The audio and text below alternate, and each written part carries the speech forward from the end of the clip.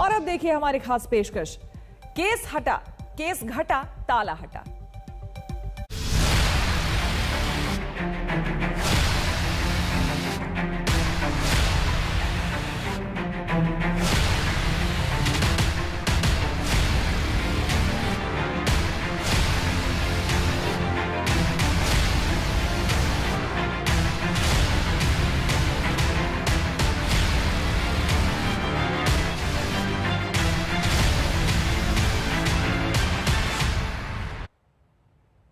मध्य प्रदेश, उत्तर प्रदेश, राजस्थान जैसे कई राज्यों के बाद अब अनलॉक की बारी राजधानी दिल्ली और महाराष्ट्र की है। दोनों राज्यों में कोरोना ने कुछ हफ्तों पहले तक भीषण कहर बरपाया था। अब संक्रमण काबू में आने के बाद इन दोनों राज्यों में भी सोमवार से यानी कि आज से काफी हद तक पाबंदियां कम होने जा रही है, लेकिन रियायतों के दौर में भी बेहद सावधान रहने की जरूरत है। पहले बात राजधानी दिल्ली की।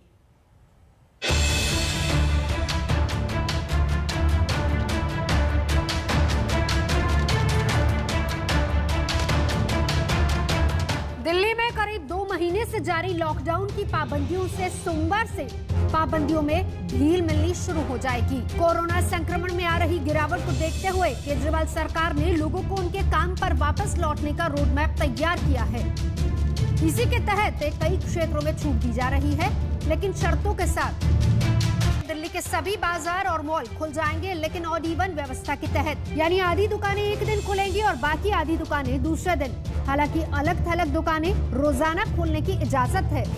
जितने बाजार हैं, मॉल्स हैं, उनको खोला जा रहा है ऑड इवन के बेसिस पे, कि आधी दुकानें एक दिन खुलेंगी, आधी दुकानें दूसरे दिन खुलेंगी, आधी दुकानें एक दिन, आधी दुकानें दूसरे दिन। 10 बजे से सुबह 10 बजे से शाम को 8 बजे तक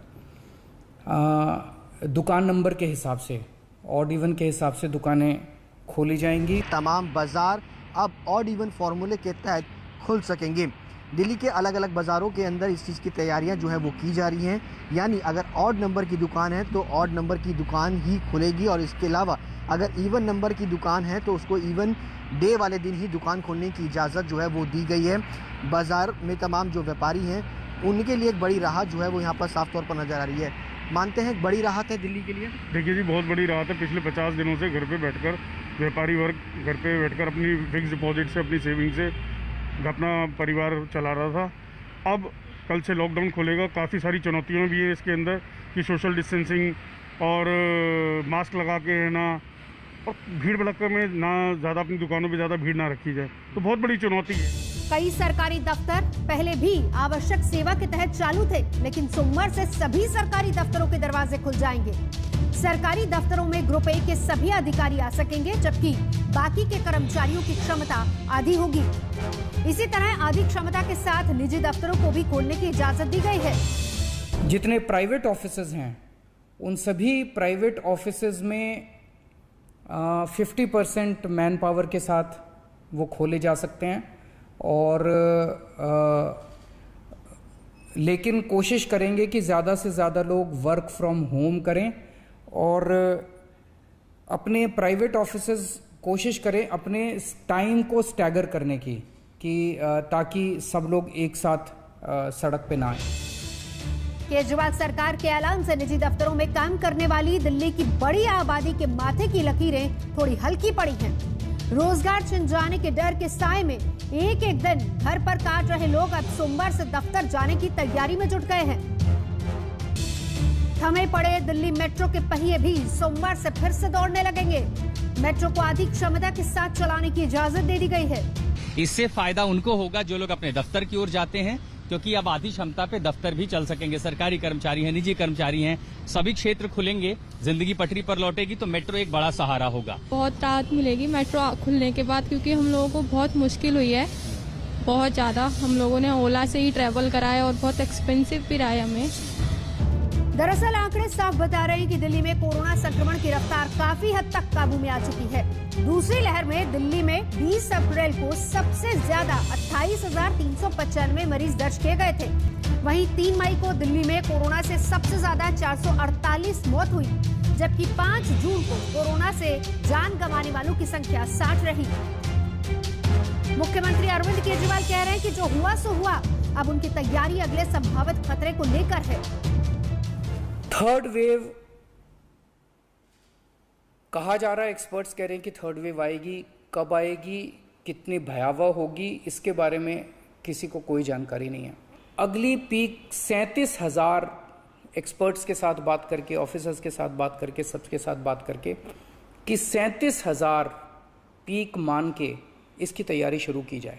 अगर 37,000 की तैयारी हमारी है तो फिर मान लीजिए और ज़्यादा आती है तो उसकी तैयारी तो होगी, उसके लिए हम ज़्यादा तैयार हो पाएंगे। दिल्ली में रियायतों का दौर पिछले हफ्ते ही शुरू हो चुका था, लेकिन तब सिर्फ फैक्ट्रियों और कंस्ट्रक्शन से जुड़े काम को छूट दी गई थी। इतनी सीमित छूट के बावजूद दिल्ली की सड़कों पर जाम लगना शुरू हो चुका था। ये सच है कि लॉकडाउन और पाबंदियां लंबे समय तक नहीं रह सकती, कोरोना से निपटने का तरीका भी नहीं हो सकती, लेकिन कोरोना वायरस अभी कहीं गया नहीं है। लिहाजा रियायतों के नए दौर में भीड़भाड़ से निपटना दिल्ली वालों के लिए एक बड़ी चुनौती होगी। दिल्ली वालों को भी आधी रियायतों के साथ दोगुनी सतर्कता बरतनी होगी। दिल्ली से पंकज जैन और सुशांत मेहरा के साथ आज तक ब्यूरो।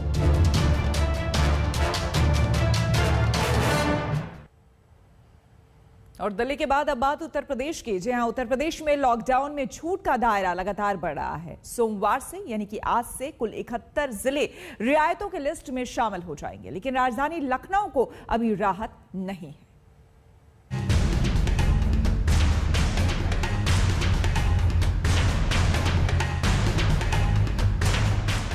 दूसरी लहर के कहर के बाद उत्तर प्रदेश में सीढ़ी दर सीढ़ी शुरू हुई अनलॉक की प्रक्रिया हफ्ते भर में करीब करीब पूरे प्रदेश तक पहुंच चुकी है। अब सिर्फ 4 ऐसे जिले बाकी हैं जहां रियायतों की किश्त पहुंचनी बाकी है। कोरोना कर्फ्यू जिन 4 जिलों में अभी भी लागू है वो है राजधानी लखनऊ, मेरठ, सहारनपुर और गोरखपुर। शनिवार तक 67 जिलों में लागू हुआ था अनलॉक। नोएडा, गाजियाबाद, वाराणसी और मुजफ्फरनगर में भी केस कम है। नोएडा समेत 4 जिलों में सोमवार से शुरू होगा अनलॉक। जिले में सक्रिय मरीजों की संख्या 600 से कम होने पर मिलती है रियायत। लॉकडाउन की वजह से नोएडा के सेक्टर 18 जो सबसे बड़ा मार्केट है, वहां की दुकानें इस तरीके से वीरान पड़ी हुई हैं। लेकिन अब नोएडा वासियों के लिए एक बड़ी खुशखबरी है। नोएडा में अनलॉक की प्रक्रिया वो शुरू हो रही है। जैसा कि उत्तर प्रदेश सरकार ने गाइडलाइन जारी किया था कि जिन जिलों में 600 से कम कोविड पॉजिटिव की संख्या होगी वहां पर अनलॉक की प्रक्रिया शुरू होगी। लिहाजा नोएडा में 600 से कम पॉजिटिव मरीज आ रहे हैं, अनलॉक की प्रक्रिया शुरू हो रही है। दिल्ली से सटे नोएडा और गाजियाबाद का यूपी की आर्थिक सेहत पर बड़ा रोल है। यहाँ लॉकडाउन में रियायतें मिलने का बड़े स्तर पर प्रभाव पड़ेगा। करीब 1.5 महीने से ठप पड़े नोएडा गाजियाबाद में सोमवार से क्या क्या बदलेगा, समझते हैं। सुबह 7 बजे से शाम 7 बजे तक बाजार खुलेंगे। अभी शॉपिंग मॉल खोलने की इजाजत नहीं दी गई। रेहड़ी पटरी वालों को कोरोना प्रोटोकॉल के तहत ही काम करना होगा। 50% क्षमता के साथ दफ्तर खुलेंगे, धार्मिक स्थल खुलेंगे। एक बार में 5 लोगों को ही इजाजत होगी। शाम 7 बजे के बाद नाइट कर्फ्यू जारी रहेगा। हर हफ्ते शनिवार रविवार को लॉकडाउन जारी रहेगा। अनलॉकडाउन शुरू हो रही है, जिसमें सुबह 7 बजे से लेकर शाम को 7 बजे तक मार्केट्स को कोरोना प्रोटोकॉल के तहत खुलने का अवसर दिया जा रहा है और नाइट कर्फ्यू और वीकेंड कर्फ्यू यथावत जारी रहेगी। प्राइवेट ऑफिसर्स को और इंडस्ट्री को विस्तृत गाइडलाइन दिया जा रहा है, जिसमें प्राइवेट ऑफिसर्स को खास तौर पर एडवाइजरी जारी किया गया है कि कोई भी लक्षण युक्त व्यक्ति को वो दफ्तर नहीं बुलाएंगे। रेस्टोरेंट से अभी सिर्फ होम डिलीवरी की ही इजाजत है। जिम, क्लब, स्विमिंग पूल बंद रहेंगे। ऑटो में सिर्फ 2 लोग ही सवारी कर पाएंगे और ई रिक्शा में 3 सवारियों को इजाजत होगी। नोएडा से अरविंद ओझा के साथ आज तक ब्यूरो।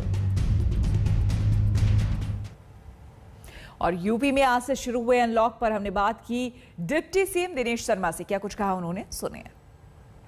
उत्तर प्रदेश के डिप्टी सीएम दिनेश शर्मा जी जुड़ चुके हैं। बहुत धन्यवाद शर्मा जी आज तक से बातचीत करने के लिए। 4 जिलों को छोड़ के उत्तर प्रदेश में आप क्या क्या खोलने जा रहे हैं सर?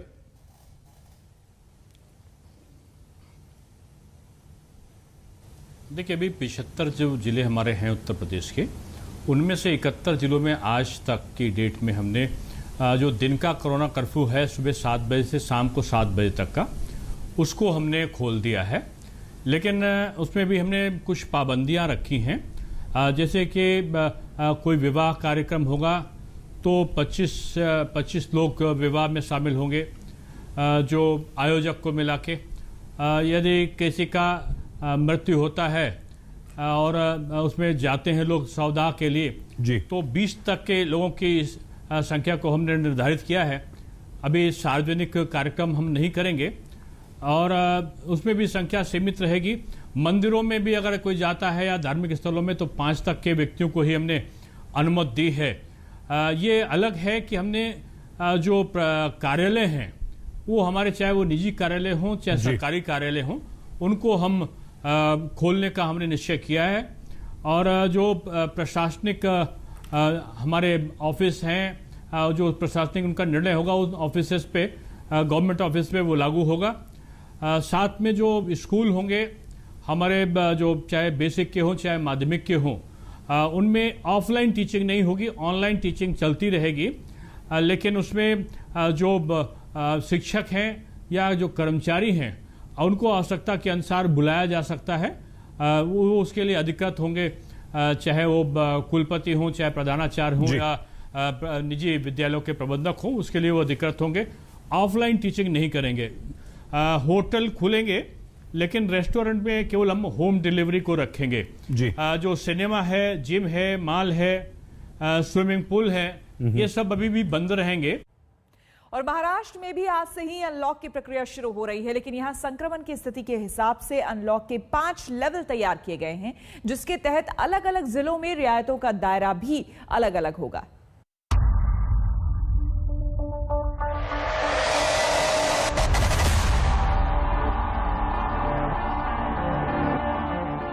कभी न सोने वाला शहर महीनों से सांसें थाम कर सन्न बैठा है। न सिर्फ मुंबई बल्कि महाराष्ट्र ने कोरोना वायरस का वो कहर देखा कि जिंदगी की रफ्तार पर ही ब्रेक लग गया। देश के कोरोना चार्ट में शुरू से अब तक सबसे ऊपर रहने वाला महाराष्ट्र टॉप पोजीशन पर तो अभी भी बरकरार है, लेकिन संक्रमण के आंकड़े पहले से काफी कम है, लिहाजा थोड़ी रियायत की गुंजाइश बन रही है। उधर सरकार अनलॉक की प्रक्रिया शुरू करने वाली है। 5 लेवल्स में अनलॉक होने वाला है। अलग अलग डिस्ट्रिक्ट जो है वो अलग लेवल में है। मुंबई की अगर आप बात करें तो लेवल 3 में है, जिसमें नॉन एसेंशियल सर्विसेज की जो दुकानें हैं वो दोपहर 4 बजे तक वीकडेज पर खुली रह पाएगी। उसके साथ साथ जिम, सैलून और ऐसी कई चीजों को राहत देखने को मिली है। लेकिन साथ ही साथ कई ऐसे रिस्ट्रिक्शंस हैं जो लोकल बॉडीज खुद इंप्लीमेंट कर सकती है, जैसे कि मुंबई में महिलाओं को लोकल ट्रेड में प्रवास करने की परमिशन नहीं दी गई है, जबकि वो लेवल 3 में अलाउड है। तो ऐसा देखा जाएगा कि अलग अलग डिस्ट्रिक्ट्स या सिटीज में महाराष्ट्र में अलग अलग रिस्ट्रिक्शंस लगाए गए हैं और हो सकता है कि सब जगहों पर जो रिस्ट्रिक्शंस हैं वो सामान्य ना हो, लेकिन फिर भी एक छोटी शुरुआत है। हालांकि महाराष्ट्र में अनलॉक की प्रक्रिया थोड़ी जटिल है। संक्रमण की स्थिति के लिहाज से ही अनलॉक का 5 लेवल तैयार किया गया है और सभी जिलों में रियायतों का दायरा भी इसी आधार पर तय होगा। लेवल 5 का मतलब है इस लेवल के जिलों में संक्रमण दर काफी ज्यादा है।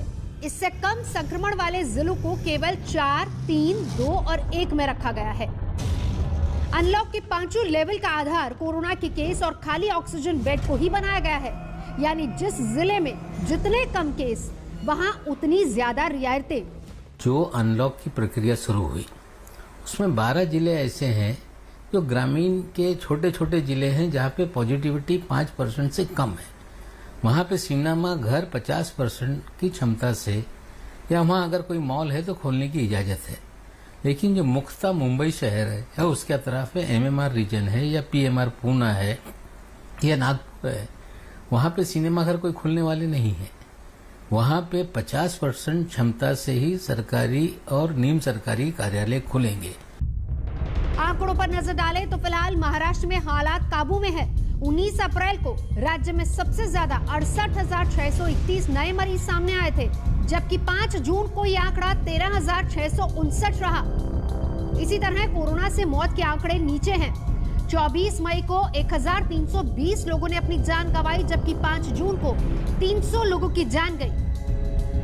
हालांकि महाराष्ट्र में अनलॉक की प्रक्रिया पर भ्रम की स्थिति बनी हुई है, जिसे लेकर सियासत भी खूब हो रही है। लेकिन अच्छी बात यह है कि टुकड़ों में ही सही महाराष्ट्र को बंदिशों से फिर से आजादी मिलने वाली है।